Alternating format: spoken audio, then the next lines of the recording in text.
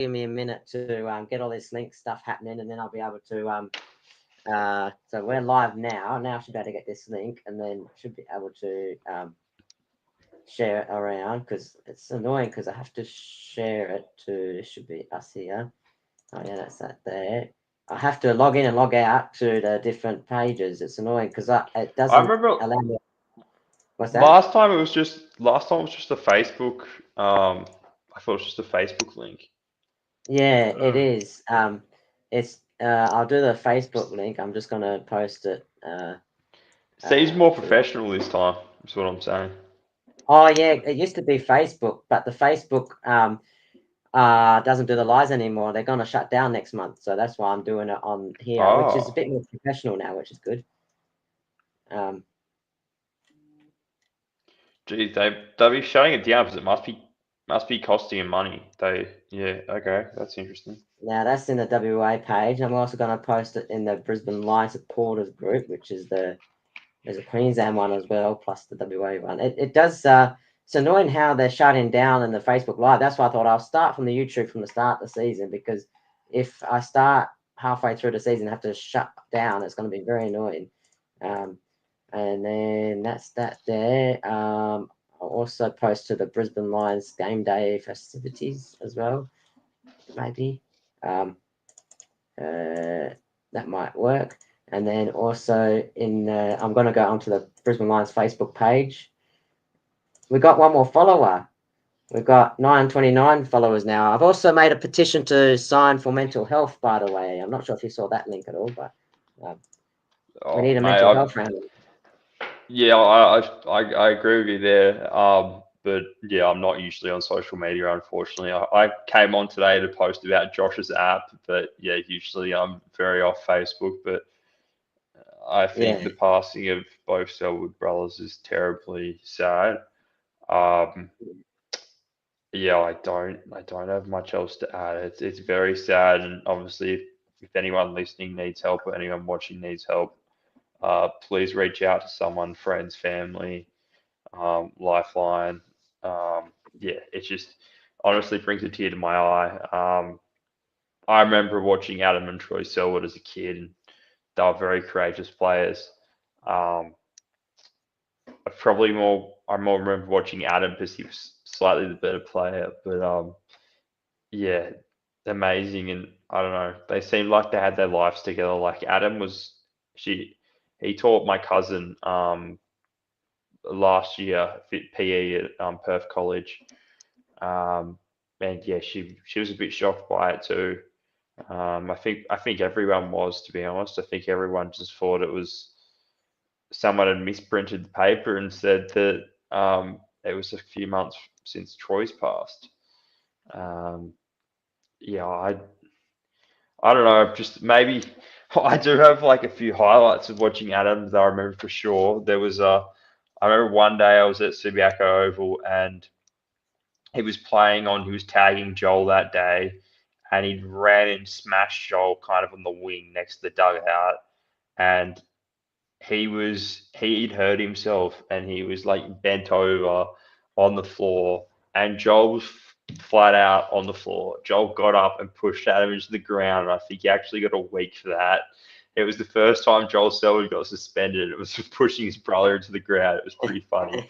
And Adam trying to knock out Joel broke a rib that just right there. And I thought I was a kid. I was probably like 10 years old, and I was just like I was a bit gobsmacked because obviously you have your brother, like you have your rivalry with your siblings, but that was just taking it to a whole nother level. And on the professional stage, it was so cool to see two siblings going at it, and like the Selwoods are so competitive and fierce. Um, but yeah, I don't know. I feel like I, I don't really have many other words. It's just horrible. It's sad. If I keep talking about it, yeah, it's I'm probably just gonna get a bit emotional. That's no good. No one wants to watch that. yeah, But yeah. yeah, But he it's was a fantastic yeah, player, super courageous. You go, Reece, mate. yeah. Yeah, and my other mate, I'm not sure if you know, but yeah, I grew up with Adam Hunter as well, and he was also same time as well with Troy, like pretty much the same week. And Yeah, it was same Yeah, week. like it. Yeah, there was two. Yeah, it was like three players in the last few months, and I just think that with all the rounds that we do have, we definitely need a mental health round because it's probably the most important thing that's happening at the moment. The last few years as well too. Like even with head knocks as well, it can also can make people go up and down as well and their emotions and that. And I think like that's like I think that's what we need. And for those that haven't looked on the link, if you look on the Brisbane Lions WA supporters group, I have got a link there. You can sign a petition as well too, so you can jump on board and try and sign that. Andrew's also joined in, and he also said good stuff, boys, as well too. So yeah. So and also Lifeline is 131114. So just thought I'll check that. But now let's change tune a bit now. So, all right. So we Oh, are sorry. doing our Brisbane Lions Roaring Lion Live. So last obviously this year we've changed from Facebook of to the YouTube. We've had a few different supporters in over the time so far this season, and finally. We get one of our legends who was from at the grand final last year as well too, and I remember celebrating hard with him and his family, and no, it was a really good time. And our legend, who I met through umpiring as well too, through good old Bray, is Aleck Arena. How are you? Yeah, I don't think I'm a legend, mate. I have to say that. You're Yeah, I think Brandon I'm just a Ryan, aren't person. you? You're Oh, AKA definitely not, Queen. mate. But to be fair, when I was in America, someone did come up to me and ask me for a photo, which was quite funny. They said, are you the real Alec Arena?" And I was like, "Yeah, mate, I am." Unfortunately, it wasn't from this podcast. It was from a different podcast I do. Where we get famous investors on. So he'd seen my work there, and I was a bit confused. I was stopped walking outside of a restaurant, Reece, and this person wanted a photo of me, and he was from he was there was friends that I got photos with, and they were from Thailand, and then I think it was the night later, I bumped into these other people from Thailand on the way out, and yeah, didn't know me from a bar of soap, and they asked me if I was the real Alec Arena, and yeah, got a photo of him, and I said, I'm not Cam Rayner, right? And they had no clue what I was talking about. And I suppose in America it's a bit hard when you're in America with they obviously probably don't follow the footy as much as we do Yeah, over yeah, here. it was just like a random sports star I could compare to, and it wasn't really relatable to them. It was just the one that popped in my mind, and I forgot where I was. I thought I Should was have said over east somewhere. Brandon Ryan because at least you look at the photos and there's like that passes you off as well Yeah, too, you I know. reckon if they didn't know who Cam Rayner was, I'd have no chance in hell of knowing who Brandon Ryan is, mate. But yeah, it was pretty cool. I met a old Pittsburgh Steelers player, and he also played for the New England Patriots, and he won the Super Bowl with New England, and he also was on the cover of Madden for a bit, I think for one year, and yeah, just met an old baseball player over there. He doesn't play professionally anymore, but he used to play for the Astros. So bumped into a few professional athletes, and I should have probably mentioned them instead of Cam Rayner. But the love for the Brisbane Lions is definitely very strong. I would always And get told pretty much to shut up about him, to be honest, Reece. But no one really cared besides the NFL player, and he said he'd watched a bit of just Aussie rules football in general. He knew a bit about the game, not too much, but the basic rules, and he understood that they played with no pads, and he thought the big hits were insane. And I was trying to tell him about Will Ashcroft because Will Ashcroft's a mad Pittsburgh Steelers fan, and he used to play for Pittsburgh and was one of the big players there. Yeah, maybe you could sign some stuff for him if Will ever wanted to go across, but yeah, I don't know. It was an awesome trip. And yeah, that's pretty much it. Sorry, I'm sitting a bit too far away. and also I saw you had a big you went to some big event as well too. There was a photo of probably like a big crowd of heaps of people there too. Was that like one of the events that you went to or? Yeah, went to a few restaurants and that, but went for the Berkshire Halfway Conference. So yeah, Warren Buffett's AGM, and he retired this year, which was unusual. But I've actually I've recapped this on another podcast, the Culture Matters best is probably pop over to there. I have to say, Reece, I did a live podcast in Pittsburgh, mate, on like a Tuesday morning or Monday morning in a proper studio. Yeah. A bit different to this setup. We had like 4 people working the cameras, like 6 cameras, soundproofing everywhere, adjustable microphones. It was insane. The They TV switched the studio camera. is like, It was like a TV studio. So a friend hooked me up there, and obviously it was his studio, and he let me on. So yeah, grateful to Brian Hess from Pittsburgh for letting me on there. But unfortunately, we didn't talk about the Brisbane Lions at all. So oh, really? no, mate, they'll ask me about investing in the conference and my takeaways from it. So yeah, Brisbane doesn't come up in an investing podcast much, unfortunately, even though I try to sneak him in a fair bit. You could talk about the dream team at least, because you got to invest in the players and you got to try and sell players when they're up, and like if they got low break even, you got to trade them in and all that when they got cheap on that. So like, Yeah, I don't think it's the same, unfortunately.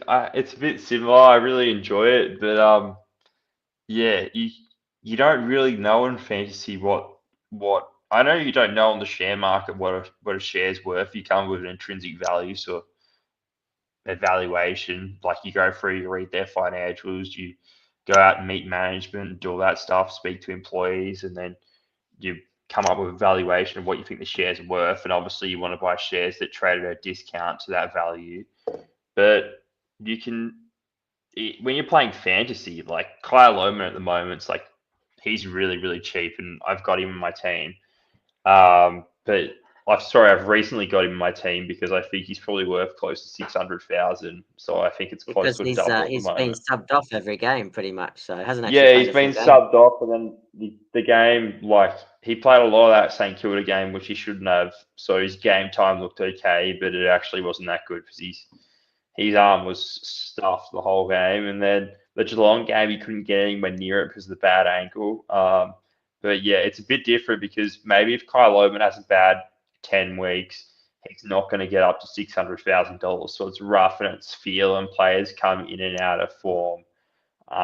So your statistics, you can have all the statistics, but at the end of the day, you have to know about the players. Because if you're like round 2 and like Ollie Henry scores like 120, kicks a bag of like 10 goals, you have to realize that his average is not going to be 120. His average is actually just going to be probably like 40 because he's just another guy that's playing in the forward line. Um, yeah, so it's a bit different, but I understand this concept and I understand how you're relating to it. But obviously, I do one of them professionally, or I try to do it professionally. Yeah. And it's fair to say I definitely don't play fantasy professionally. I've never lost a league when I've just played against my mates. They pulled me out of retirement because they didn't have enough time. So I've been retired from fantasy for like 5 years now, and they pulled me back in this year, and I've really enjoyed it. I've really enjoyed it. At the top of the league at the moment, but our league's only got 8 people, and one of the teams is a fake team. So we've really only got 7 people, and the top And six make finals. so pretty So much everyone makes the finals. yeah, so my strategy is to sneak into because I've got enough wins now. It's to sneak into the finals. I've been holding a big cash balance the whole season, and I've been slowly deploying some of the cash when I see bargain players come up. But if you look at my initial scores, they weren't very good. But I was trying to build into the season, and I don't know. We'll see how it goes. Hopefully, it's my touch wood. Hopefully, I keep the streak going and never lose a league with when I'm playing my mates. Obviously, I'm in your league too, and I'm nowhere close. I'm going to be nowhere close because my strategy's terrible for Yeah. your league. If you're trying to win your league, you should have gone guns blazing at the start. You would have needed to be a rocket scientist too, because there's like 500 people at Reese's league, just for context, Yeah. and you would need to like it's so hard because you need to pick the players that are really going to have breakout years and then keep trending in the right direction. And yeah, it's fantasy such a hard thing because you only have 2 trades a week. Like, and in the Yeah. buy rounds, it's a bit different. But Reece, in the share market, we could sell our whole portfolio and go buy a whole different set of companies. Probably not recommended because you want to do your research before you go buy a stock. Like you want to be well researched and all that. And obviously, I know the companies for like 5 to 8 years beforehand before I invest. Obviously not all the time. If I see a really good opportunity, I might jump in after only like a year or 6 months. But I go back and read 10, 15 years of financials. I'm putting you to sleep. Sorry, I'm Yeah, getting no, really good at talking about it. It's from all the other podcasts I do. But yeah, yeah, we no, should probably get to the footy, mate.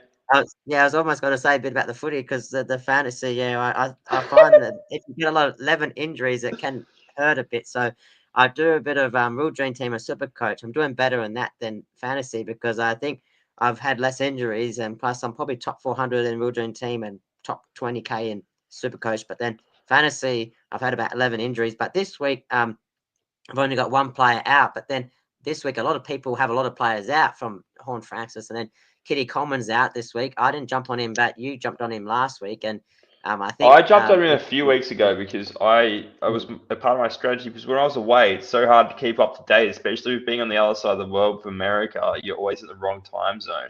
The players you want go into lockout because that short window of Thursday afternoon when there's the Thursday game and then yeah, oh can I didn't do my trade because I wanted to know Driscoll. And do yeah. I get locked out for the rest of the weekend now, or I can make him, can't Oh, I? Is it oh still the no, old way? it's partial lockout, so each game partially locks out, so you have the whole Yeah, weekend that's all to do good. your trades. Yeah, yeah, Yeah, yeah, awesome. Yeah. yeah, Because I yeah. wanted this week. I wanted Nathan O'Driscoll because he was ripping up in the first 4 or 5 rounds, and Then then he got injured. yeah, then he got injured. But also Young's not going to be there for Fremantle for the next kind of 8, 10 weeks, which Yeah, means he's probably not going to play as much wing. He's probably going to play inside midfield. But he got injured. He came back. He played a waffle game, and he played really, really well. And then he hurt his ankle at the end of the game, so rested last week, and he hasn't. He's been rested again this week, unfortunately. So Nathan O'Driscoll can't really buy any for him. yeah, Unfortunately, his brother he got drafted to the Western Bulldogs. His brother got concussed in preseason in yeah. his first season, and he's had to medically retire, which is extremely unfortunate. I think Western Bulldogs fans don't really know what they missed out on there. All And the one and my O'Driscolls are amazing players. And my draft, where you can also pick players. So with draft, you pick one player per team and that. And my first picks, I did Sean Darcy and then I did Hayden Young, and they both got injured in the day after I did my draft. I was like, you got to be kidding me. So that was annoying. Oh, But what luck, now mate! let's what sort of players from Brisbane should we be targeting? Talking about fantasy and that. What players do you reckon from our club? Seeing as this is a Brisbane pod. I I think Kadeen Coleman. I know he's not playing this weekend, but I think there's uh, probably about 200,000 to be made there. I think he's probably worth 700 to 800,000. He's currently about 540. He'll build into the season. He'll take away. I think he might take away a bit from Zorko, and he'll definitely take away a lot from Jasper Fletcher. I'd expect Jasper Fletcher to drop a couple $100,000 when Kadeen Coleman comes back into that team. Um, and then from there, I don't have much at all, Reece. I've got Lockie Neal on my team. I think he's a tiny bit undervalued at the moment. Yeah, Um, I've got Lockie Neal, Josh Dunkley, and Fletcher. He's been unique for me while Starks is out, and obviously with Zorko only averaging 82 with Coleman in the side, so just be mindful of that. Obviously, when like you say, when Coleman comes back. But yeah, yeah, Hugh there's a McCluggage, chance I haven't. Coleman might struggle and actually might not make the squad because Jasper Fletcher, what he just on the weekend, I I just absolutely love watching Jasper Fletcher play football. He's very It's underrated. nearly calming, Greece. You sit there and you Mm. you watch Jasper Fletcher play football, and like the whole weekend when I was watching that Melbourne game, I just knew he was always going to somehow win the contest that he was in. And just a fan, you know that he's got the breakaway speed. He's going to win the contest. He's going to use the ball relatively well from there. And his overhead marking is probably like the weakest part in his game, where Jared Berry can slot back. If Jared Berry's playing on the wing, he slots back into defense and takes that big mark, and he helps spread forward. Our wingers, how they play how Brisbane play their wingers is insane, and just And you can see to Barry what missing 2 weeks. The last 2 weeks, Barry hasn't played, and you can see the hole he left too. Yeah, it's actually it's Brisbane playing at full flight is pretty beautiful to be honest, mate. I was sitting there when it was going well against Melbourne, and I was absolutely loving it.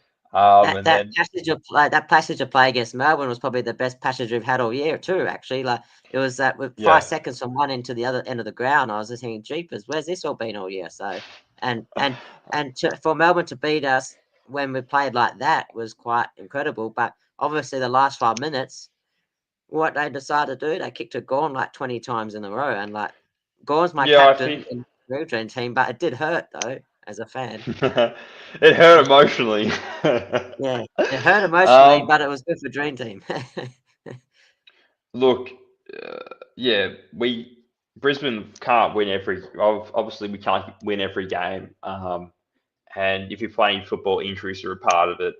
Jared Berry's massive for the structure, just because he drops back into that defense and takes those like he takes marks and he takes contested marks in like periods of time where it's just so handy. And then sometimes he's the extra man in the loop, the spread forward, and it's also very very handy to have Jared Berry out the front.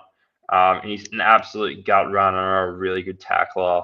Eddie Alatani would be playing inside midfield. Well, we've obviously got a midfield that's that stacked where we can afford the luxury to put him on a wing. And Mitch Robinson obviously helped him out and kind of taught him his craft there on the wing. And yes, but it's been amazing for the development of the Brisbane Lions. And I don't think if Jared Berry didn't go to a wing and they hadn't brought in Josh Dunkley, I don't think the Brisbane Lions would have won a flag. But yeah, feel like enough about Jared Berry, and probably we should get to the Melbourne game. And what did you think Yeah, about the Melbourne game? Do you want to fire away, Reece, and give him a spray? yeah. Do you want to fire up Good the page? question. Yes. Oh, I've been ready to fire up all week here. So it's like, oh man, I'm gonna be nice and light. Oh, I don't know how light I'll be. I'll try and Calm down, rev up. Reece. Calm down, mate.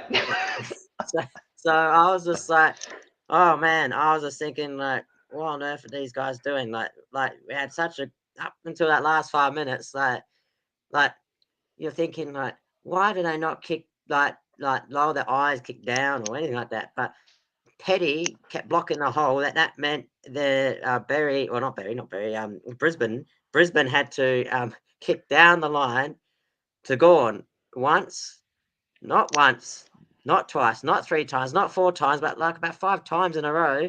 And you got to be kidding me, Yeah, it like was also a bit so, confusing to yeah, see Dane it's Zorko blazing away and kicking it to yeah, Max Gawn. yeah, Yeah, sorry, Reece. I was just yeah, like, as a fan, that yeah, was incredibly frustrating because obviously Dane yeah, Zorko is one of the best ball users in the competition. Let alone he's one of the best ball users at the Brisbane Lions, if not the best. And to see he's the main kicker coming off half back, and to see him just kicking it to Max Gawn, I was like, yeah, obviously, it wasn't kicking it to Max Gawn, he was kicking it to the yeah, contest, but he was kicking it to the main contest, which Max yeah, Gawn was in. And he was playing on yeah, Darcy Fort, and Darcy Fort's he's a good player. He's above average player, but he's not Max Gawn. Max yeah, Gawn's he formerly was one of the best players in competition. He's still pretty elite. He's probably in all Australian form. If he had to pick the team today, he'd be the starting ruckman, in my belief. yeah, Um, yeah. So why? I don't want to swear because I know you're pretty religious, but why were you yeah, kicking it to Max going down the line? It was yeah, pull your hair out stuff for the Brisbane Lions, really. yeah. Yeah. We've It's touched on it, but yeah, I think mm, if they didn't get that on the memo when they were starting the game, they've probably haven't done much homework on Melbourne at all and probably haven't respected them. But I was saying to a Brisbane Lions supporter on Sunday morning, it's those types of games which I'm finding we're having a fair bit of problems with at the moment. Because if you look back at the competition that we've we beat Sydney in Sydney. We beat Geelong in Brisbane. We beat the Western Bulldogs in Adelaide. If you look at those teams now and how they're tracking, besides Sydney's not tracking very well at all. and Gold Sorry. Coast Suns as well too. They're going pretty good now too.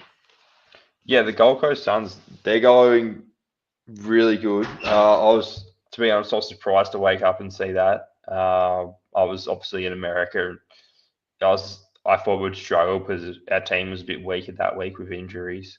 And we pretty Um, much doubled their score pretty much. It was a smashing. It was probably our best yeah, game, four quarter game we've had all year. it was. Yeah, I think they faded a bit in the last quarter. Their effort and intensity looked like it dropped off, and I think they probably should have won by more than they did. But yeah, I'm maybe they spent too much energy on the Gold Coast games and not enough on the North Melbourne and Melbourne game. But I think the Melbourne game they looked so much better than the North Melbourne game. That was I would say it's about a 3/4 performance. And they just Melbourne Yeah, just and ran you over have the top of them. But Melbourne played great all day. That was Melbourne's best and game for the year. yeah, and if you look at Melbourne, then actually the last 3 weeks, they've only lost to Hawthorn in the last 3 weeks. Plus that Hawthorn game now in it into the last 10 minutes as well too. So Melbourne in the last month have actually improved. So and at the end of the day, to me, like Melbourne actually won finals. They won the flag ribbon like about 4 years ago. So their team on paper is still quite quality team, and like they've just obviously had bad results at the start of the year. Whereas for us, we sort of I think we've won games where we shouldn't have as well. So like that Sydney game, I think we probably shouldn't have won that. We still won that, and Geelong game we probably shouldn't have won either. So there's some games we have played where we probably should have lost, and then it's funny because like you look at some of these games, like maybe that North and the Melbourne, like the media say, oh, maybe we should have won those games. But football's a funny thing because you can't guarantee a win or can't guarantee a loss. And you look at the Melbourne teams, like they've lost more games than we have in the last 26 games, yet the media bang on about us, but not about the other team. So you can get that negative mindset as well too, which I've noticed the media talk about. Uh, Interesting stat you put up. It's a bit biased, I reckon. But Yeah. oh, I reckon the Sydney game. At the end of the day, an older team usually an older team with experience in winning, they kind of know how to win. It doesn't make much sense what I'm saying, but yeah, I found that over the journey. So that Brisbane's obviously a really experienced outfit, and they knew how to win. They knew how to grind out that game. I would say the same with the Geelong game. I think we deserved to win the Geelong game because we couldn't play wet weather football. Fags probably emphasised it too much. Then we played dry weather football, and the wet weather on it worked in the second half, and we turned that game around. I think we deserved to win the Geelong game. Probably not the Sydney game, but yeah, Sydney aren't tracking that well. So thank thank God we did win because they've had more injuries since. Um, Teams that are competing for the top four that are around in a similar position to us. Um, they've won those Sydney games at the end of the season. It's going to make a difference. To yeah, Yeah. sorry, man. And My and I've, headphones dropped out there for a oh, second. I just wanted to yeah. check. Yeah, and I've also noticed it's quite interesting. Like the teams between fifth and 15th. If you look at the weeks, each week they've either won one game, then the next week they lost, and then they win, then they lose, and then win, they lose. So like you got like the Carltons, you got the Freo, um, you got the even Sydney and a couple of other ones like GWS. Like they win, lose, win, lose, win, lose. So it's like hard to tell where they're going to be as well too. So it's sort of like you got that top four, then you got like the fifth to the 15th, like could be anyone really when you think about it. Like, Yeah, I think GWS will find their form by the end of the season. It's still like we're round 11 now. We've just started tonight. It's round 11. Where were the Brisbane Lions at round 11 last year? We yeah, weren't in fine form. We're in a lot better position now. We've banked early wins, but it's really when you hit the bye and how it's really those last kind of 8 rounds where you really know who the real contenders are or not. Mid-tier teams drop away through injury and depth, and they don't have the depth to go with the top tier teams. and the Um, fixturing as well too, because some teams have played hard teams and some teams just played easy teams. Like there hasn't like some teams. I think like Hawthorn now are going to get tested the next 4 weeks. They've obviously played Gold Coast, they played Brisbane, then they play Bulldogs, and then they play another hard team as well. So like they're I think yeah, that's true for us, Reese. I think we're also going to get tested. We've had a hard early draw with an easy kind of last 6 weeks, and now we're running into teams which are giving us a bit more trouble, and we don't really know what to do. Yeah, yeah, that's my perspective on that. Now you look at Yeah, our next 14 weeks, and they're a lot tougher games. We don't have many, I would say, easy games. I know every game you have to go on and you have to play to win. But yeah, we don't have many easy games, which might suit us because I'm finding the danger games at the moment have been the teams that we should beat, and we should beat by a lot. It's like the teams like, oh, really, we have to go play Melbourne, we have to go play North Melbourne, we have to go play West Coast. But at the end of the day, you want to bank the 4 points and go to the next game. Um, yeah, it's like they got up and they were more excited to play the Western Bulldogs. Obviously, Collingwood just came in and rolled them. yeah. Um, But I think then there's reasons for remember that. They that had a very Collingwood, short break against Collingwood, yeah, and they had yeah, is that that we had a 5 day break. They had a longer break, and they got to yeah. Brisbane before us as well too. So they all we know Collingwood get looked after, and they never travel, so that kind of helps them too. We had back to back weeks of travel. So we went to Mm, down to Melbourne to play Richmond, came up to that's Queensland, right. and we went to Adelaide, Gala round, yep, and yeah, played the Western Bulldogs. And that was a hot day from memory. I think it was about 30 yeah. degrees, and it took us the whole 4 quarters to run over the top of the Bulldogs because we gave them a really early lead. So by the time they got back to Queensland on a 5 day break, they were absolutely cooked. I think And they flew in. all season we haven't really had a forward line either too. No forward structure much this year either. Yeah, completely changing. Like Kyle Owen's been in and out of the team. Logan Morris was missing for a few weeks, and I thought we were going to really struggle without him. I have to say, Eric Hipwood and Logan Morris look really good this year. Eric recovered from that syndesmosis, and he looks really good in the forward line. He's the main focal point, really, and he's stepped up quite well. It's kind of vintage Eric Hipwood somehow. It's like taking us back to 2019, all those years before Joe Okay. Danaher, when there was no one really else in the forward line. Um, Eric's strengths are probably not contested marking. It's his anaerobic capacity, his ability to move around the ground and to kind of work his opponents off him. And it's his speed, and then his foot skills are usually pretty good too. But his ability to create contests throughout the game, the whole game's uh, like top tier. And then when the ball hits the ground, he's very good at getting to the ball. Like if it was Jonathan Brown for comparison, that would be like a bloke, like a snail running on screen. And Eric Hipwood's the fastest man in the AFL actually in a 100-meter sprint. So yeah, his closing speed's very good. But I feel like our forward line's been missing the small forwards. Archie's been playing injured. It's been pretty easy to see. He's had that bandage wrapped around his leg up until about round 8, and he looks to be moving better now. He's been quieter this year. Kyle Lohman obviously has been in and Obviously out of the been side. injured, yeah. Yeah, And then obviously McCarthy did his ACL again. Danaher's not there, and yeah, then and obviously then Charlie Cameron hasn't really Cameron been good hasn't since his Cameron's been jaw. quiet for a few years now. I think has he? He doesn't do much Yeah, last year last either. year and this year, yeah. He has his games where he pops up, but he looks like he's lost a yard of pace. Uh, yeah, I don't know. He was an amazing player. I hope he gets back to his best form. We definitely need that. At the moment, he plays a different role. Plays more that Lincoln McCarthy role where he gets up and back, gets up the ground and back down. Puts a lot of defensive pressure on. Kind of is in the team. He doesn't play wing, but he spreads so high up the ground and he comes back so hard. He's about spent by the time he's coming back, and he sometimes will chip in on a wing, like just creating a contest in a wing. And the Um, player that surprised me on the weekend, which I was probably thinking he might get dropped, was I couldn't believe it. Darcy Gardner got 4 goals. Like, where's that come from? Like, yeah, yeah, I obviously last year when they knew Joe Danaher was it was going to be his last season, he played. He was training the whole year up forward, and for the preseason this year and last year, he was training as a forward.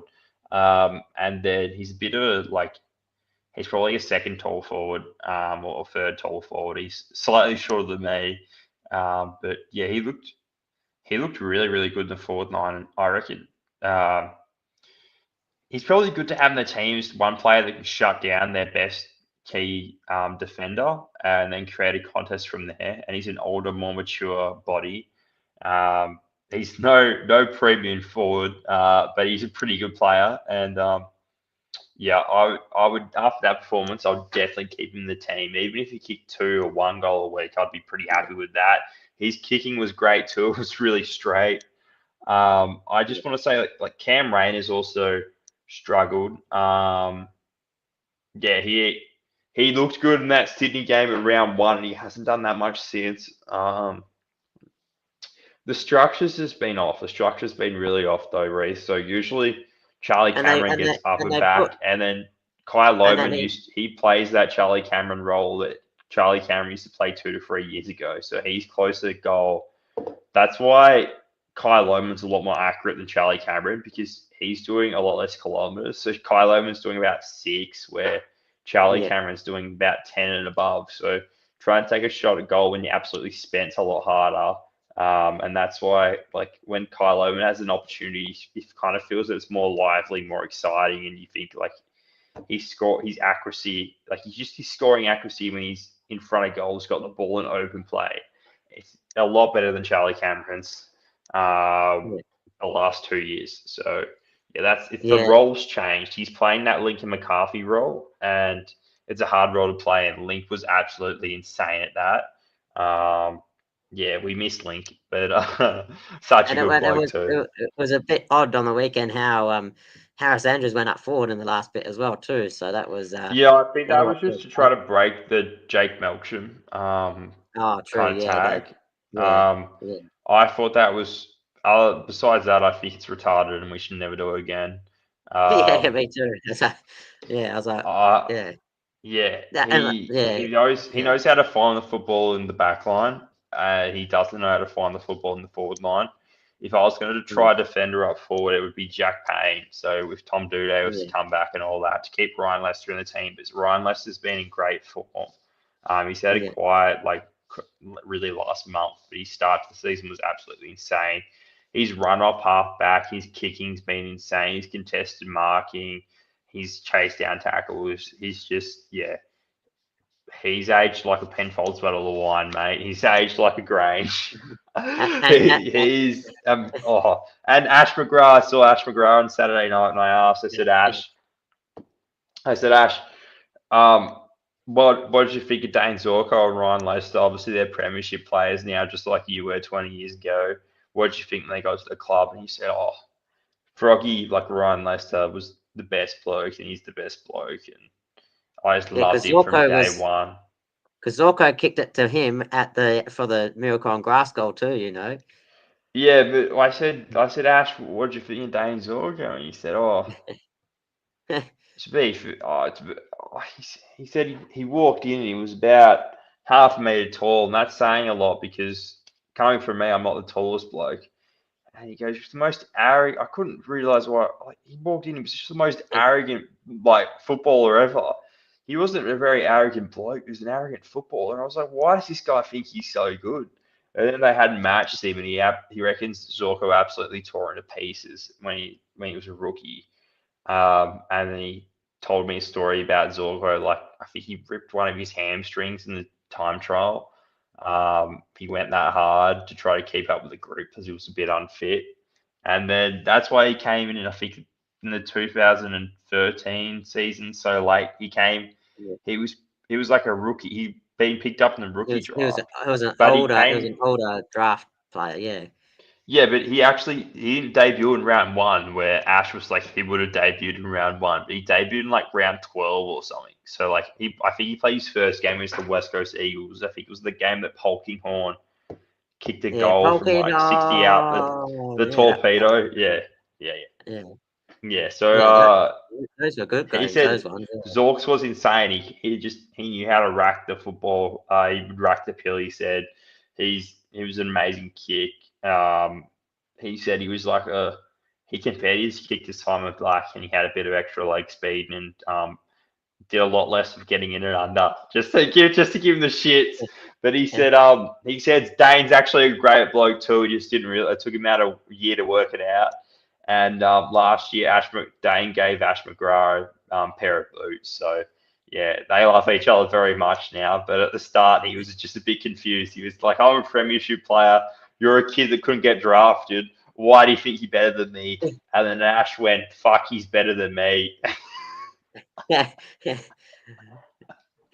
And yeah, what was I gonna say? And he's also good at the quiz as well too. So me and him smashed Josh Kelly at the quiz as well too the other year too. So Yeah, that was actually good as mate, well. Dane Zorko gets paid a lot less than Josh Kelly too, so probably didn't need to be out and about in the community trying to do Zooms during COVID with you, mate, destroying the Yeah, competition. yeah, Um, we smashed that in the quiz there. I And and what about, and also I saw on the All Australian team at the moment, there's three St Kilda players at the moment and one Brisbane player, and Hugh McCluggage isn't named, and I reckon he needs to be named. He's been great this year, Hugh McCluggage. sorry, I missed what you said, but who were the St Kilda players that were named in the All Australian squad? So there was three St Kilda players. I need to try and find find the picture again, but I couldn't believe it. I looked at it. It was halfway through the season, so up until this week, and they have oh, here we are. This might be it. Let's find it. It should be. Let me try and find it. Just clicking over. Here we are. Early Australian. So there is three St Kilda players: Wilkie, Malera, Jack Higgins. There's the only Brisbane player is Zach Bailey, and that's it. I think Hugh I have to McCluggage say needs. those St Kilda players are fair, Reece. I Yeah. think, yeah, Wilkie's an insane defender. Was he in the best 22 or the 40-man squad? It's just the best 22. This is just after round 10, so Okay. this is for this year. Yeah. Who'd they have in the And back line? and in the change they've got Max Gore, Nick Dacos, Zach Merritt, Andrew Brayshaw. Nick Sorry, Dacos you still cut. hasn't got a contested mark yet. Mate, Nick Dacos is never. He's too small to get a contested mark race, unfortunately. Yeah, no, Um, Hugh McCluggage needs to be there. oh, but to be fair, Dane Zorko can get a contested mark, which is quite funny. Uh, Yeah. did you see the video on the Brisbane Lions page? It was like the hearing their AFL live ratings or whatever it is, whatever the new AFL game is called. Oh, Dane yeah, that's Zorko right. got Yeah, a yeah, 90, and yeah, he asked, he was like, 90, "How good's yeah, my contested mark?" He was, he yeah, knew straight away that it would be shit. So, yeah, yeah. he's pretty funny bloke, old Dane. Yeah, no, it was good because Sorry. I've got that new game and it's kind of rubbish though, so don't waste your money on it. But it's yeah, there's three It Brisbane players that always are is. 90. Yeah, Unfortunately, it can't be as good as FIFA. I don't know why, but I would yeah, love for it to be at that quality. And yeah, they're always very complicated to play. Where FIFA's kind of I find very simple to play, or NBA 2K, a few buttons yeah, do the basic controls. Where AFL yeah, Live, it's about rocket science to get a ruck tap from a boundary throw in, mate. I've gone over I to like my mate's house and played it and gone, what is I like this? I, I like the AFL Evo. That was good because actually trade players and all that. But here you can't trade players. And then AFL 23, I had it, but I sold it because they had goal umpires umpiring on the field too. So they had goal umpires throwing the ball up. So I was like, yep, need to return this game. So What? They had goal yeah, umpires from yeah, the ball up. yeah. So it was a goal umpire instead of the field umpire throwing up. There was a goal umpire threw it up, and then they had Adam Simpson, the coach of Eagles. He was a goal umpire in the game. So it was like You're it got talking. messed right up. It's, But yeah, oh, I've heard about Adam Simpson. It's an Adam Simpson lookalike, isn't it? yeah, no, it was like there was a glitch. They had the coaches goal umpiring instead. So yeah, that's why I was like, no, I'm Oh, returning this rubbish. Like, so I returned. I got my money back dude. for it. So yeah, uh, I and love and how they to promote the game. They make it like super promotional. I think if they want a better game, they should probably like to get people hyped up about it. The player ratings are a good idea of bringing them out, but I went through those player ratings and didn't really agree with a lot of them, mate. There was Tom Duday's an 82. He hasn't played for 2 years. Kadeem Yeah, Coleman's a 73. Um, Caleb Sarong's a 91 or a 92. So Caleb yeah, Sarong's a better player than Dane Zorko, Josh Dunkley, and Lockie Neal. So yeah. I don't know. You ask the average football, like if you asked anyone on the street who's a better player, Lockie Neal or Caleb Sarong, I'm pretty sure most people would take Lockie Neal. Also, Will Yeah. Ashcroft and Jasper Fletcher are 81s, and Harley Reid's an 82. And Levi There's Ashcroft no, 67 in this new game. yeah, well, he hadn't played many games yet. I think the ratings were done at the end of last year. Also, Oscar McInerney's an 86, and I think Harris Andrews is an 86, and Hugh Yeah, McCluggage is an 86. In reality, Harris Andrews should be an 89 or an 88 or an yeah, 87. 86 is just too light for me. They don't rate key defenders in this game at all. Jacob Weddering was a bit better, but then they did not rate key defenders for some reason. I thought Oscar McInerney being the same as Hugh McCluggage and Harris Andrews was a bit rich, mate. I don't think, yeah, yeah. Oscar McInerney is a really, really good player. He's not a Max Gorn type ruckman. He's not worth a 90 rating overall, but he's not. He's probably an 86. Like last year, he was a star, but he's not Hugh McCluggage and Harris Andrews. Blind Freddie could tell you there's a big difference yeah, between Hugh McCluggage, yeah, Harris Andrews, and Oscar yeah, McInerney. Like, mm, like Hugh McCluggage is just so clean. His tackling's improved so much. I remember watching him like 5 years ago, and he couldn't lay a tackle. He would try to tackle and it just would never work. Um, so he's so clean with the ball. He can go in, win the ball. His kicking efficiency is amazing, and then score involvements are off the charts. Um, can mark reasonably well, and yeah, that's kind of Hugh McCluggage. And then Harris Andrews is obviously like the sweeper keeper. I don't understand how he's only been one All Australian team. To me, I think he's absolutely been robbed. I think if he played in Melbourne, people would rate him better and think he was a better player. Um, he's on the same level of Jacob Weddering or higher, and for me, it's Jacob Wedding and Harris Andrews are the best key defenders in the game. There is no way in hell that Jeremy McGovern deserved a spot in the All-Australian team over Harris Andrews last year. That is yeah, that is the biggest load of Jeremy McGovern is an insane player. They're on similar levels, but he's he's old, and yeah. the Eagles did nothing last year. They generally did nothing. Jeremy McGovern probably looked better than Harris Andrews last year because the amount That's of because ball the that ball got was kicked into always the in the Eagles, because the yeah, ball was always in the in their defense. Yeah, defensive half where Harris Andrews didn't have the ball in his defensive half as much. Um, yeah, that's my comment there. That Harris well, Andrews has been that, absolutely robbed. like Hugh in the grand McCluggage has been final, robbed too.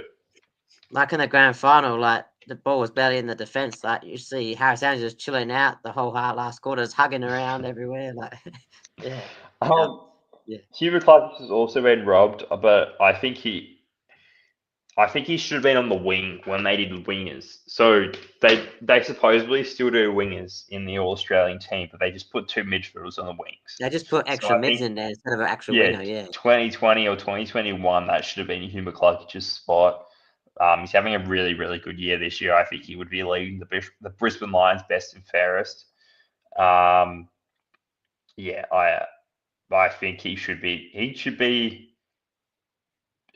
Oh, look, he would be leading our best and fairest, but there's no one that's been able to go with Zach Bailey so far across the competition. So I understand Zach Bailey's in the All Australian team for the best small forward, uh, but I I think Hugh McCluggage has been our best, most influential player so far. Lockie Neal's building into the season nicely now.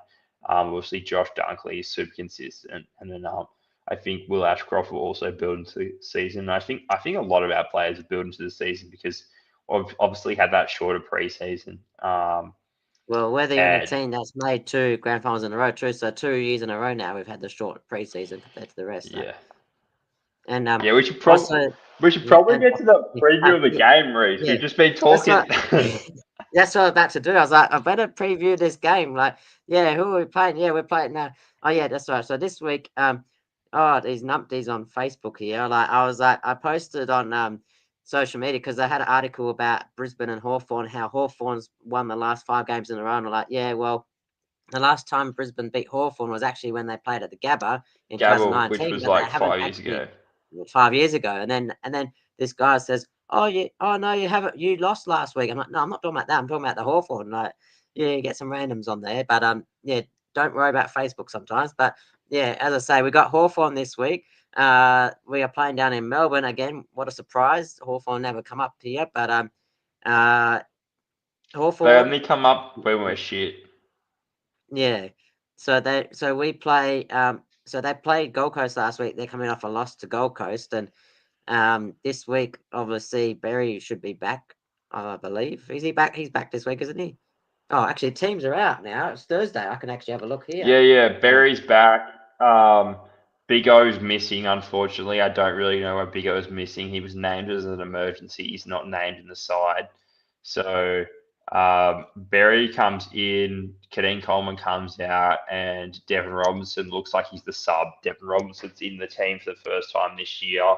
Uh, he spent a bit of time in the back line in the reserves, so he can be he's probably good swingman now. Real in and under player, will be a different fielder. What Connor McKenna usually is, as he's our usual sub, and and should be a good Robertson's in game as against well too. Hawthorn. I was Robertson. just saying that Devon Robinson. Oh, sorry, my bad. I was just trying to Yeah. get the He's list up. probably. My I bad. said he's My bad. probably in as the sub. And I Yeah. was just talking about him, and yeah, it's gonna be a different feel than having Connor McKenna. Um, Because normally Connor McKenna's a sub, and I was thinking, oh, Connor McKenna's probably going to be sub, but yeah, Robertson's in. So, like you said, yeah, he'll probably Yeah, be the sub. Yeah. as I was saying, he's played a bit of time in the reserves in the back line as like a lockdown defender. So he's played a bit of time as a halfback, a lockdown defender, a midfielder, a winger, a half forward. So yeah, if someone gets injured, they'll probably just chuck him into the midfield and shuffle the team around. But yeah, unfortunately, Kadeem Coleman pulled up a bit sore, and it looks like we ran into Hawthorn at a bad period because Lloyd Meeks comes straight back into the side. Connor Nash has two, and a few other pretty good players. So Gunston, I think, is back. Connor Nash was suspended for his hit in the Geelong Easter Monday game, Yeah. and that was on Grime Myers, and Gunston's back Lloyd as Meek well. was out for like 2 weeks. Yeah, Jack Gunston, he'll probably kick 5 goals against us because he just plays good against Brisbane. Because I don't know, Well, he played for us for about he's 10 been minutes. he's been playing real good this year too. Yeah. So he might kick 7, Reece. No, don't say That's not going to that. be good.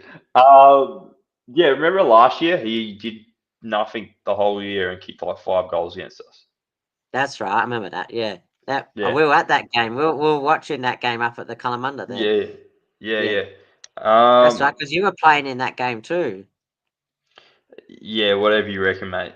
So for those following along, it was Brandon Ryan was playing in that game, and apparently I look like him.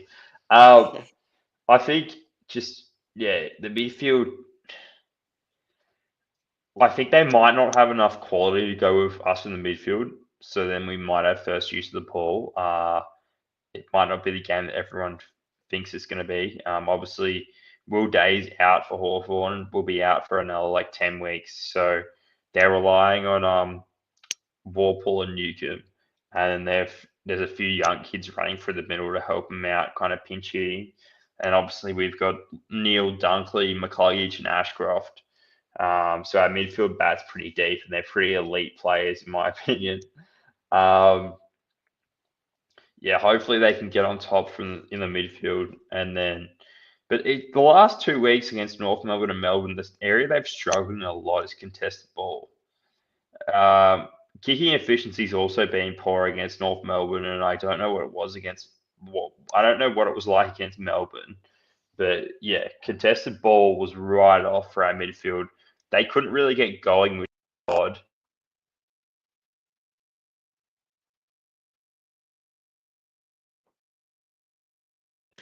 getting a call there at 10 o'clock at night, mate. Well, you're getting the call, are you? Yeah. No, I got to stay on here, but just 2 seconds. My headphones have dropped out because it went to Yeah, the calls audio. I can But still hear yeah, you. Yeah, it would be shitty though. Um, yeah. uh, yeah, I think the midfield would be a huge point. I think Lockie will probably try to come out with vengeance, and Josh Dunkley will also Ashcroft. He played pretty well last week. I thought he'd hold his head up high. But yeah, it was weird. Our A graders have had a few quiet weeks. People have theories that after you've won a premiership, you're less hungry. So it'll be interesting to see if when they have to dig in and go and take a hit, if they're going to do that. It seems like Kadeem Coleman last week was a bit. He was a bit. It felt like he was a bit scared and skittish in his first game back. When his body was on the line, he couldn't really trust it yet, which is fair. Um, but Kadeem Coleman did some amazing things last week also, and it reminds you of the player that he was before he was injured. Um, and then I think obviously Logan Morris presents a lot of headaches for most opposition teams. Eric Hipwood can probably do a lot of work around the ground. I think we can get on top, but it depends what Brisbane Lions team actually rolls out and takes the field. Like I know what team on paper is going to take the field, but at our best we can beat Hawthorn. At our worst, we'll get nowhere close. Mediocre, we'll probably lose by 2 goals. So it really depends what Brisbane Lions team actually comes out and takes the field. Can you still hear me, Reece? Yeah, I can hear you. Yeah. Yeah, yeah. Oh, So yeah. I think that like, yeah, you would think probably what Chris Fagan could use to up his weapon to try and motivate the players is to actually say, well, look, we've broken all these records the last few seasons as well too, like from the different games and that. But the one thing we haven't broken yet is to beat Hawthorn. So maybe that could give an X factor to try and beat Hawthorn this week. Like I think maybe we can do it that way. Then maybe like it's going to be hard, but we've got that. We've broken the MCG hoodoo. We've broken the finals hoodoo there. We just need to now break the Hawthorn hoodoo. Once we've done that, then that's all the records that we've broken.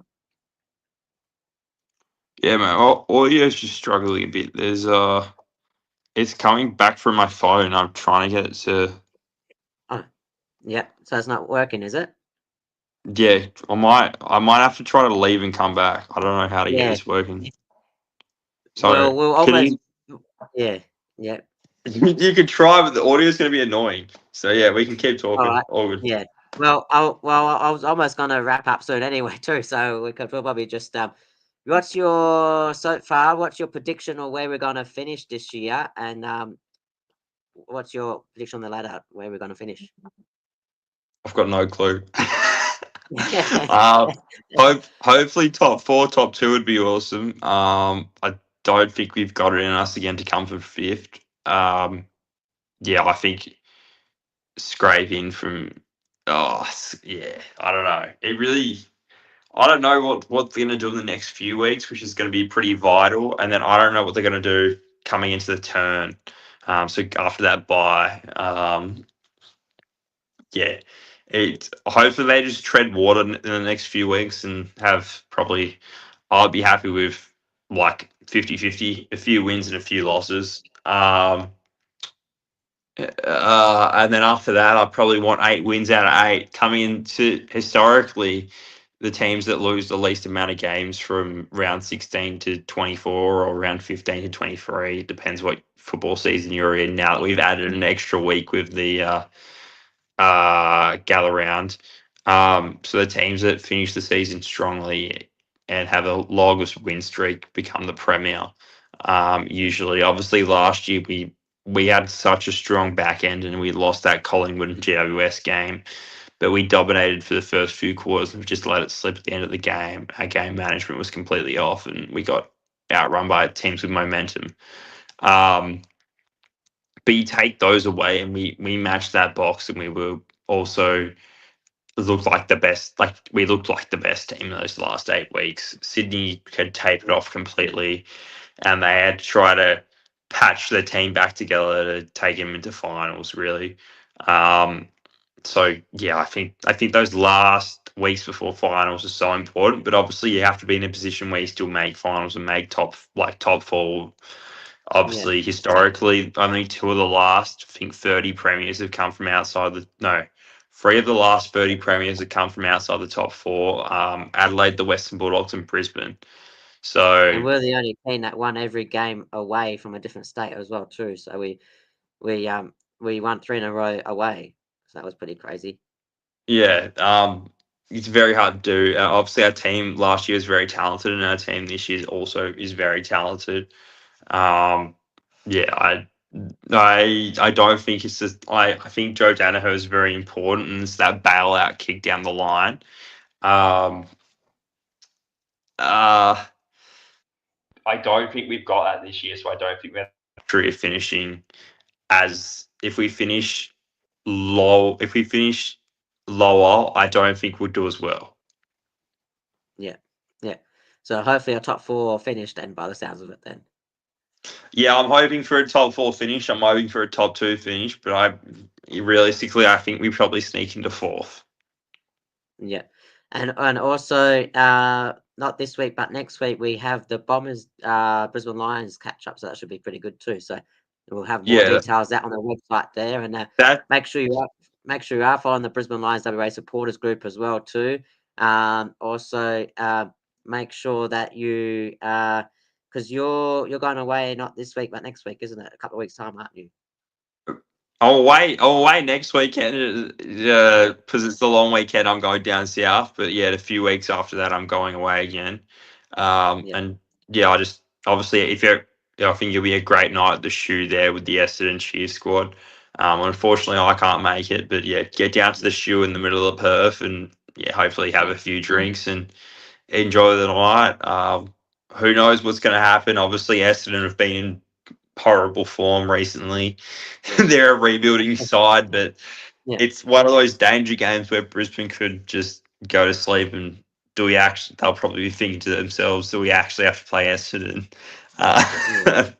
And they might balls it up, but we'll see. And hopefully we win by 10 goals. Hopefully it's a terrible game. And also later in the year, when round 23, that the Brisbane Lions they'll be coming over with the Premiership Cup as well too. We've got a few players coming over, so some function for that as well. And Darryl White's cousin's been chatting to me as well too. Hopefully we can get like a sort of like a Are You Okay Day as well too for that game as well too for Cam McCarthy and Selwood as well too. Troy Selwood, that'd be good. Something to do like a theme that week as well for that game as well. And just try and have a bit of a few functions as well too. So make sure you are following the Brisbane Lions WA supporters group. When Aleck comes back again from holidays, I'm sure he'll be down there as well too. So that'll be good as well too. And do you have some socials where people can follow you on as well too? Oh yeah, I don't really post anywhere, Reece. I'm a bit of a I don't know what the word is. I'm just a bit of a Sebastian Vettel type character. If you follow the F1, you know he tries to keep it low. So yeah, maybe Facebook, but I won't post anything on there. If something big happens, I might post. So yeah, I think that's your best chance. And I occasionally post on Twitter, which is X now. Yeah. Um, I see you and on the yeah, Twitter there. Yeah. I don't really post that much at all, and I don't have either app on my phone. So it's like coming out of retirement, getting onto X and Facebook. But yeah, if you want to follow me, that's probably my best bet. Or yeah, I don't know. I don't know where to find me, to be honest. Maybe Yeah. Reece. Reece Yeah. Reece will know where I am if you want to find me. Yeah, perfect. No worries. And yeah, so we'll get you on throughout the year as well too. That was good chatting as well too. So more than welcome to join in again. And we always have our podcast throughout the week, each week, and also a fantasy podcast as well too. So a couple of different podcasts throughout the week. Make sure you follow Brisbane Lions of supporters group. Check out Aleck and bring on the Hawthorn this week and go the Lions. Yeah, awesome. I'll come back later on in the year. Sounds good. Let's go, Lions. All right, thanks for having me, Ray.